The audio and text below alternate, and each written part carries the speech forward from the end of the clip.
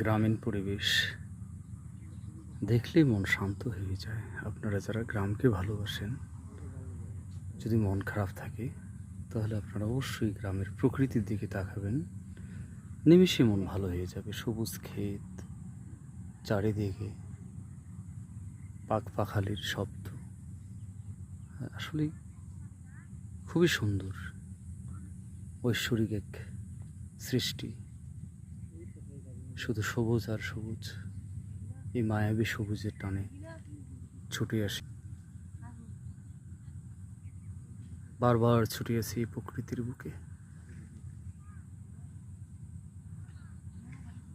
একসময় আমি স্বপ্ন দেখতাম যে শহরে থাকব, কিন্তু শহরের পরিবেশটা কেন জানি আমার খুব কোলাহলপূর্ণ মনে হলো।